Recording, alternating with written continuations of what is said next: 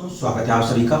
आज हम जो चर्चा करेंगे वो होगा कि राजयोग जो है वो कुंडली के अंदर किस स्थिति में फलित होगा, क्योंकि बहुत सारे जो लोग हैं उनको अपनी कुंडलियों के अंदर किसी न किसी रूप में केंद्र त्रिकोण के स्वामियों के बीच में संबंध मिल जाते हैं और फिर उन्हें लगता है कि उनके जीवन के अंदर कुछ पर्टिकुलर दशाएं जो हैं वो एक बहुत बड़े राजयोग का निर्माण कर देंगी। सबसे पहली चीज़ तो ये कि पराशर होरा शास्त्र के हिसाब से अगर हम देखेंगे तो बहुत सारे राजयोग बन सकते हैं। क्यों? क्योंकि केंद्र और त्रिकोण के स्वामियों के संबंध से कहीं ना कहीं एक प्रकार से विष्णु और लक्ष्मी योग बनते हैं, जिसे हम राजयोग के नाम से जानते हैं। लेकिन एक पर्टिकुलर चार्ट के अंदर बना हुआ राजयोग रिजल्ट कब करता है? क्योंकि एक बात समझिए, जब किसी पर्टिकुलर दिन में कोई एक सर्टेन कॉम्बिनेशन बन रहा था तो उस समय जन्म लेने वाले सभी व्यक्तियों की कुंडली में वो कॉम्बिनेशन अवेलेबल हुआ। तो इस लिहाज से उस दिन उस अवधि में जन्म लेने वाले सभी लोग एक बराबर अपनी राइज और फॉल को देखेंगे लाइफ में, बट ऐसा हो नहीं पाता। क्यों ऐसा नहीं होता इसको समझिए, क्योंकि आप सिर्फ एक साइड से देख रहे हैं। वो साइड कौन सा है कि मुझे अपने जन्म लगन कुंडली में जो आपका मेन बर्थ चार्ट है उसके अंदर किन्हीं दो ग्रहों का जो कि केंद्र या त्रिकोण के स्वामी हैं उनका एक साथ आकर बैठना दिख जाता है। कभी कभी परिवर्तन दिख जाता है। लेकिन अगर वो चीज़ जो कुछ भी आपके जन्म लगन कुंडली में बन रही है वही चीज़ नवांश में रिपीट ना हो तो, ध्यान रखिएगा, कुंडली में बनने वाला, जन्म लगन कुंडली में बनने वाला कोई भी योग अगर नवांश में रिपीट ना हो तो वो योग एक प्रकार से कमजोर योग की स्थिति में आ जाएगा।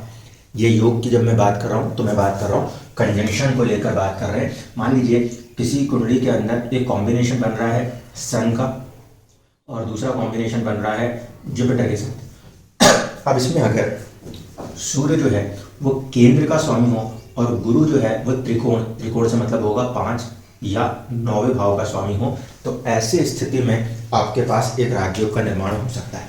ठीक है, कंडीशन इन दोनों में से कोई एक त्रिकोण का स्वामी हो जाए और कोई दूसरा ग्रह केंद्र का स्वामी हो जाए और आपस में आके बैठे तो हम ऊपर से तो ये देख के बोलेंगे कि हाँ, कुंडली के अंदर राजयोग की स्थिति निर्मित होती है।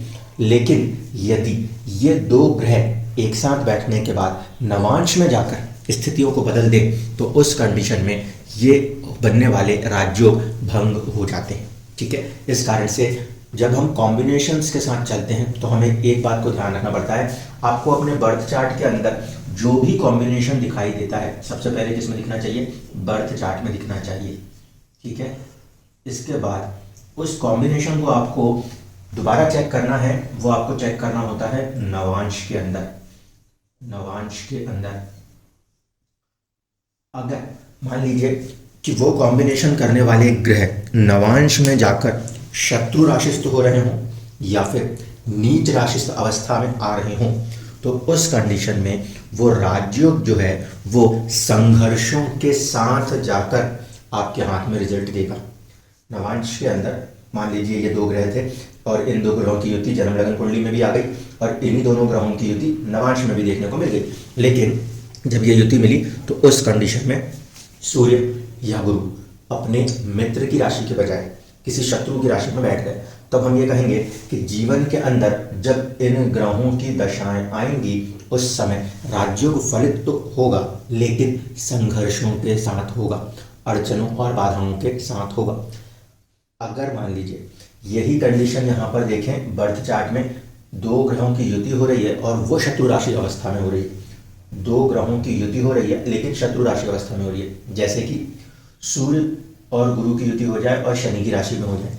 इस स्थिति में लगन कुंडली के अंदर परिस्थितियां टफ दिखाई देंगी। लेकिन यदि नवांश में जाकर ये या तो मित्र राशि हो जाए या स्वराशि हो जाए या उच्च राशि अवस्था में किसमें आ जाए? नवांश में आ जाए, तो भी जन्म लगन में दिखने वाले वो योग जो पहले संघर्ष में दिखाई दे रहे होते हैं वो आसानी से मटीरियलाइज होते हुए नजर आएंगे।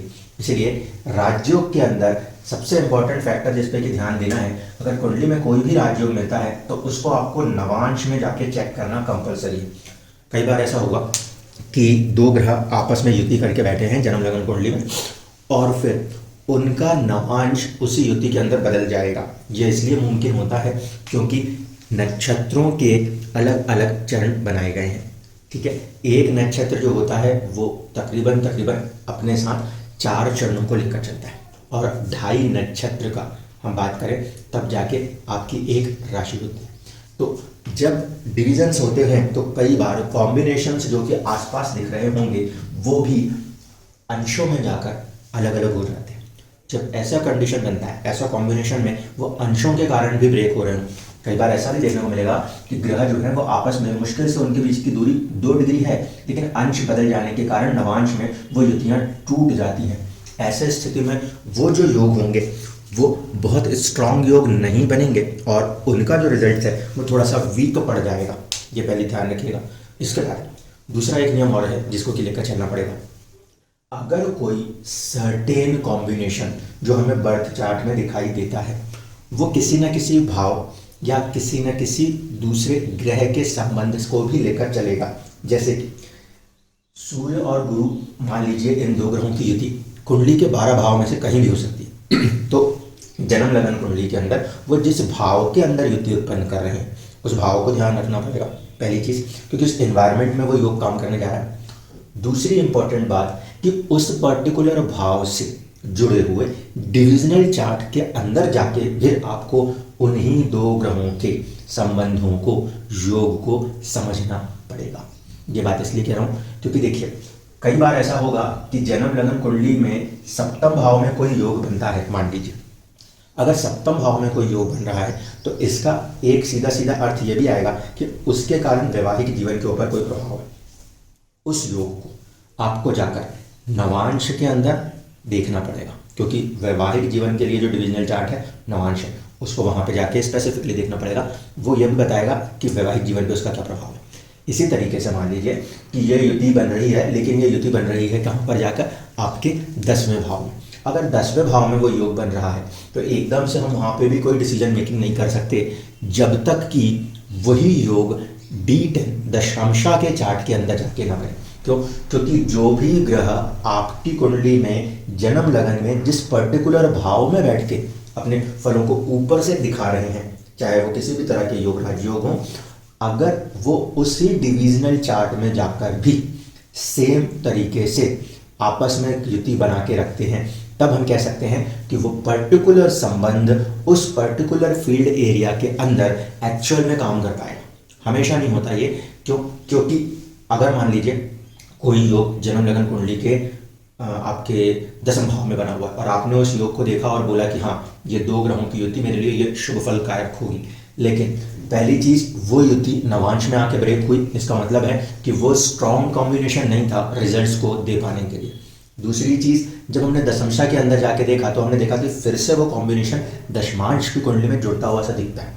जब दशमांश की कुंडली में जुड़ता हुआ दिख रहा हो लेकिन नवांश की कुंडली में वो ब्रेक हो जाए तो इसका मतलब क्या होगा, उस कॉम्बिनेशन का आपके स्टेटस के ऊपर असर तो पड़ने वाला है, लेकिन वो किसी राजयोग की तरह असर नहीं करेगा, बल्कि एक सहज योग, नॉर्मल से योग की तरह काम करते हुए आपके स्टेटस को, आपके प्रोफेशन को प्रभावित करेगा। इसलिए ये कॉम्बिनेशंस जब आप बार बार बात करते हैं कि सर मेरी कुंडली में तो यहाँ राजयोग है, मेरी कुंडली में वहाँ राजयोग है, तो उस कॉम्बिनेशन में 2 बातों को ध्यान रखिए।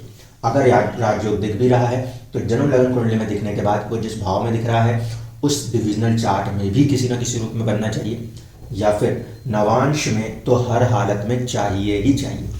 इससे ज़्यादा बेहतर कंडीशन जैमिनी के राजयोगों का इस्तेमाल कर सकते हैं। वहाँ पर बिल्कुल सिंपल से नियम रहते हैं, कंडीशन एग्जैक्टली सेम आएगी कि जो योग जन्म लगन कुंडली में है वो योग नवांश में रिपीट होना ही चाहिए। क्योंकि ये राजयोग के कॉम्बिनेशंस जब कभी भी किसी भी कुंडली के अंदर बनते हुए मिलेंगे, इसमें 2 बातों को ध्यान रखिएगा। इसके अंदर केंद्र के स्वामी का संबंध हमेशा कहा गया, केंद्र का त्रिकोण के साथ संबंध। जब केंद्र का त्रिकोण के साथ संबंध है तो जीवन में केंद्र एक स्थायित्व, एक पिलर का रोल प्ले करते हैं। उसके ऊपर पड़ने वाला असर, और केंद्र को हम विष्णु स्थान कहते हैं, उसके ऊपर आने वाली लक्ष्मी जी की कृपा जीवन में उन्नति के अवसर प्रदान करती है। 4 अलग अलग केंद्र हमारे पास है। अगर कोई योग पहले भाव में बनता हुआ दिख रहा है तो फिर वो योग आपके खुद के पराक्रम, आपके खुद के पर्सनैलिटी के लिए होगा। अगर कोई योग चौथे भाव से जुड़ के दिख रहा है तो असर तो प्रॉपर्टी पे करेगा, लेकिन उसके पीछे बिहाइंड द सीन फैमिली या मदर का कोई रोल हो सकता है। अगर कॉम्बिनेशन 7th में बनता है तो उस कंडीशन में वो योग के जो फल हैं वो साझेदारी पार्टनरशिप्स में देखने को मिलेंगे। और यदि कोई रिजल्ट फाइनली 10th हाउस में योग के रूप में आता है तो उस योग के रिजल्ट्स आपको फादर के साथ या स्टेटस के साथ देखने को मिलेंगे। अब इसमें दूसरी बात, जब कभी भी कोई योग जो कि लगन या चौथे भाव के बीच में बनेगा वो योग जीवन के अंदर थोड़ा जल्दी शुरुआत में देखने को मिल सकता है। जो योग चौथे भाव से छठे भाव के बीच में मिलेगा उसकी अवस्था हमारे मध्यम आयु की अवस्था में देखने को मिल सकती है। जो योग सप्तम के साथ जुड़ के बनेगा वो योग जीवन में देर से काम करता है। और जो भी कॉम्बिनेशन राजयोग की स्थिति पैदा करने वाला 10वें भाव में जाकर बनेगा तो उसके रिजल्ट्स लाइफ में अक्सर लेट देखने को मिलते हैं। लेकिन 10th हाउस सबसे स्ट्रांग हाउस होने के कारण उस पर बनने वाले योग या दुर्योग दोनों के दोनों जीवन के अंदर काफ़ी बड़े लेवल पे काम करते हैं। सेकंड, ये जो योग होते हैं जो काफ़ी स्ट्रांगली काम करते हैं वो 7th हाउस में करते हैं, क्योंकि सेकंड मोस्ट पावरफुल केंद्र है 7th हाउस। इसके बाद आपको मिलता है 4th हाउस। ठीक है, नवांश के अंदर भी इसी चीज़ को ध्यान से समझना पड़ेगा कि ओरिजिनल जो आपका नवांश बन रहा है उसमें ये योग रिपीट हो और रिपीट होते समय 6, 8, 12 भाव में ना जाए। अगर 6, 8, 12 भाव में नवांश में वो योग जाके रिपीट हो रहे हैं इसका अर्थ ये होगा कि काफ़ी ज़्यादा संघर्षों के बाद जीवन में उन राजयोगों का उदय देखने को मिलेगा। इस कारण से बहुत सारे कुंडलियों के अंदर आपको ऊपरी तौर पर राजयोग दिखता है, लेकिन जब आप उसको नवांश के अंदर लेकर जाते हैं तो आपको समझ में आता है कि ये ग्रह की स्थिति नवांश में कमजोर पड़ रही है या बलवान हो रही है। अगर स्थिति कमजोर पड़ रही है, ग्रह आपस में उतना कॉम्बिनेशन कंजंक्शन नहीं दिखा पा रहे, तो बड़े से बड़े राजयोग जो जन्म कुंडली में होते हैं वो जीवन में फलित नहीं हो पाते। धन्यवाद।